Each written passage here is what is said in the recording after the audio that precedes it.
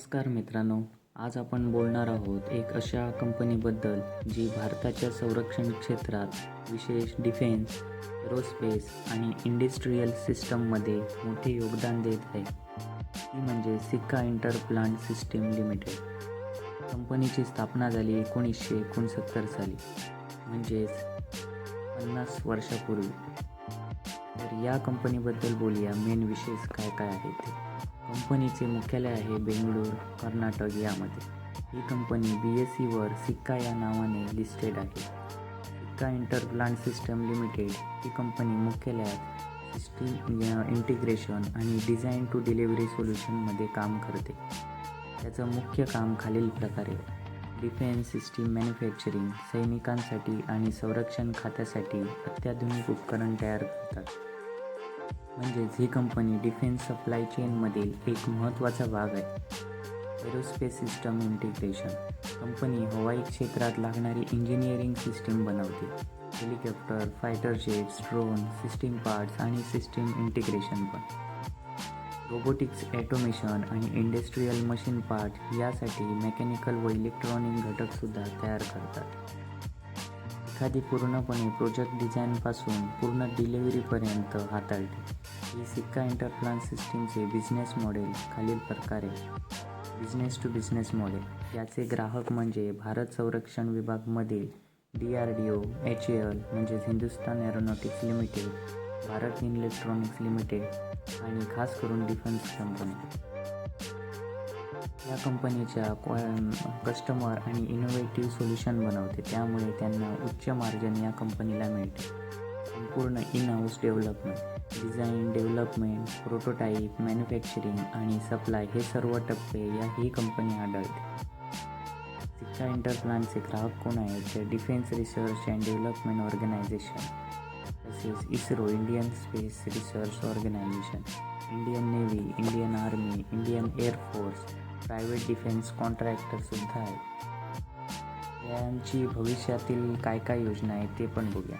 Make in India आणि आत्मनिर्भर भारत अंतर्गत सुरक्षा उत्पादनांमध्ये वाढ करणे या कंपनीचे मेन धोरण आहे.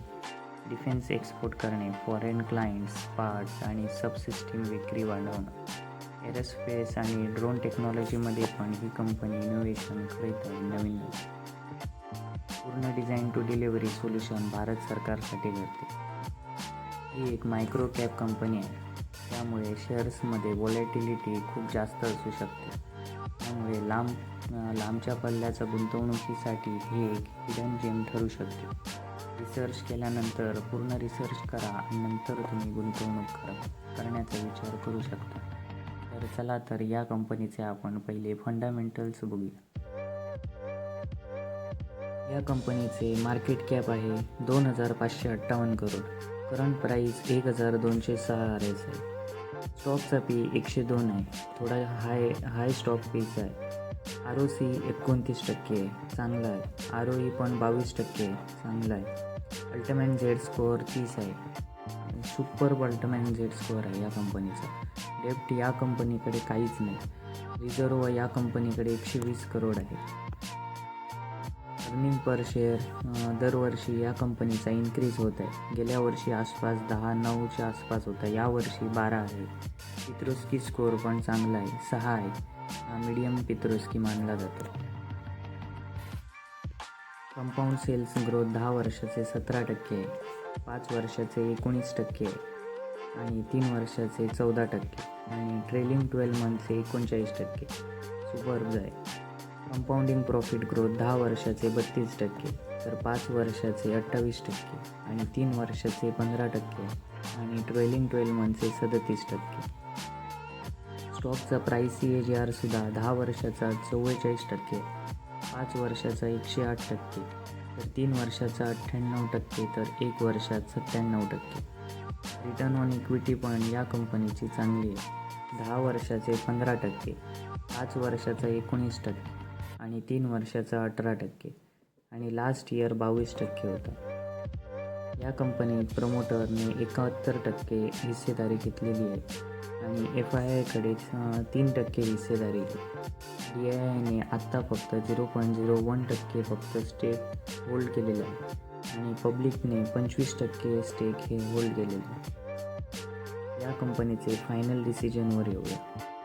या कंपनीचे ऑपरेटिंग प्रॉफिट मार्जिन 20%च्या वरती आहे, 19.6%.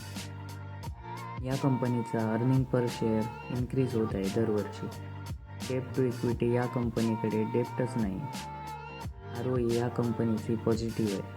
ROCE पण या कंपनीचे पॉझिटिव्ह आहे. नेट प्रॉफिट दरवर्षी इन्क्रीज होत आहे. प्रमोटर या कंपनीत स्टेबल आहे. फक्त पब्लिकने 25% होल्डिंग आपली ठेवलेली आहे. कॅश फ्लो पण या कंपनीचा पॉझिटिव्ह आहे. बॅलन्स शीट पण दरवर्षी इन्क्रीज होत आहे. आणि तुम्ही बघितलात की 10 इयर सेल्स प्रॉफिट ग्रोथ पण 10%च्या वरती आहे, म्हणजेच पॉझिटिव्ह आहे. मला जर अजून रेशिओ जर बघायचे असतील तर तुम्ही screener.com या वेबसाईटवर जाऊन तुम्ही बघू शकता आणि स्वतःचं ॲनालाइज तुम्ही करू शकता. मी ॲनालिसिस कसा करतो हे तुम्हाला दाखवलेलं आहे. तर मित्रांनो, शेवटची कंपनी आहे बजाज फिनसर्व्हिस लिमिटेड. या कंपनीची स्थापना 2007 साली झाली. ही कंपनी पूर्वी बजाज ऑटो लिमिटेडचा एक भाग होती, पण 2007मध्ये डिमर्ज करून वेगळी कंपनी बनवण्यात आली. बजाज समूहाचे संस्थापक जमनलाल बजाज आणि आज या समूहाचे नेतृत्व संजीव बजाज करत आहे. बजाज फिनसर्व्हिस ही एक होल्डिंग कंपनी आहे जी अनेक क्षेत्रात काम करते. फायनान्स, इन्शुरन्स आणि investment, consumer finance, loan, credit card, EMI facility, insurance, general and life insurance, wealth management, mutual fund investment, digital service Bajaj marketing ॲपद्वारे. बजाज फिनसर्व्हिस ही लाँग टर्म गुंतवणुकीसाठी उत्कृष्ट कंपनी मानली जाते. मजबूत ब्रँड, अनुभवी मॅनेजमेंट, डायव्हर्सिफिकेशन आणि बिझनेस मॉडेलसुद्धा या कंपनीचे चांगले. मात्र शेअर थोडा महाग असतो, म्हणून SIP किंवा करेक्शनला खरेदी करणं फायदेशीर ठरू शकतं. चला तर या बजाज कंपनीचे फंडामेंटल ॲनालिसिस करूया. मार्केट कॅप आहे 3 लाखच्या वर. करंट प्राईस सध्या 2000च्या आसपास आहे. स्टॉकचा PE 32 आहे. ROCE ROE 11%, 13% आहे. अल्टिमेट झेड स्कोअर 1 आहे. या कंपनीकडे पण कर्ज जास्त आहे, 4.92. रिझर्व पण या कंपनीकडे 72,236 करोड आहे. अर्निंग पर शेअर 60 रुपयाच्या आसपास आहे. पित्रोस्की स्कोअर पण 3 आहे.